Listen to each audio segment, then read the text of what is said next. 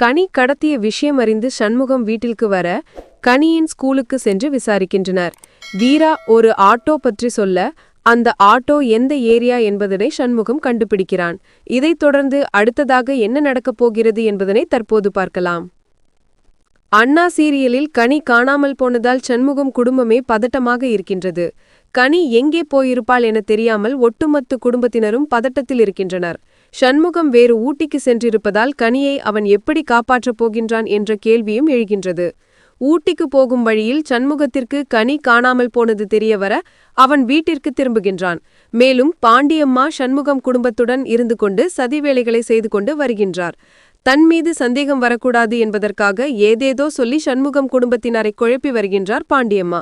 இதெல்லாம் ஒரு பக்கம் இருக்க, சண்முகம் ஊட்டிக்கு புறப்படும் போது ஒரு இளநீர் கடையில் இளநீர் குடித்துக் கொண்டு இருக்க அந்த பக்கம் வந்த பைத்தியக்காரன் ஒருவன் அங்கு போகாதீங்க, திரும்பி போயிடுங்க என சொல்லிவிட்டு செல்கின்றான்.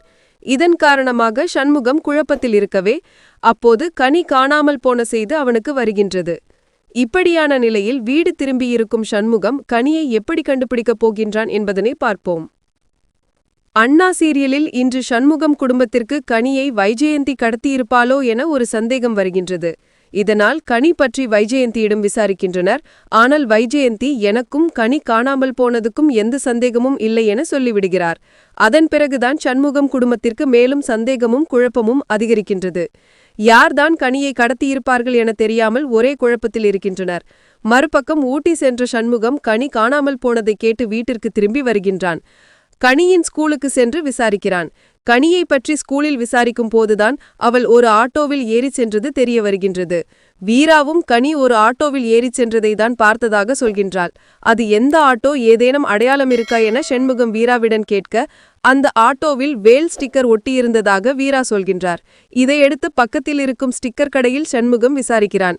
ஸ்டிக்கர் கடையில் விசாரித்த போதுதான் அந்த கடைக்காரன் ஒரு ஆட்டோவிற்கு வேல் ஸ்டிக்கர் ஒட்டி கொடுத்தேன், அந்த ஆட்டோ பக்கத்துக்கு ஏரியாவில்தான் இருக்கின்றது என சொல்கின்றான். உடனே சண்முகம் பக்கத்துக்கு ஏரியாவிற்கு சென்று விசாரிக்கிறான். ஆட்டோ ஸ்டாண்டில் சென்று சண்முகம் விசாரிக்க அந்த ஆட்டோ சோமு என்பவரின் ஆட்டோ என தெரிய வருகின்றது. மேலும் பக்கத்தில்தான் அந்த சோமுவின் வீடு இருப்பதும் தெரிகின்றது. இதன் மூலம் கனி காணாமல் போன விஷயத்தில் சண்முகத்திற்கு க்ளூ கிடைத்துள்ளது.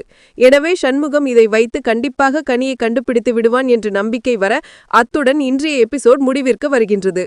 இந்நிலையில் சண்முகம் கனி சென்ற ஆட்டோவை கண்டுபிடித்த நிலையில் அடுத்ததாக என்ன செய்ய போகிறான், கனியை கடத்தியது அமைச்சர் மற்றும் பாண்டியம்மா தான் என எப்படி கண்டுபிடிக்கப் போகின்றான் என்பதனை அடுத்தடுத்த எபிசோடில் பார்க்கலாம். மேலும் இதுபோன்ற தகவலுக்கு சீரியல் ஆக்ட்ரஸ் சேனலை லைக் அண்ட் ஷேர் பண்ணிட்டு மறக்காம நம்ம பேஜை ஃபாலோ பண்ணிக்கோங்க. பாய் பாய்.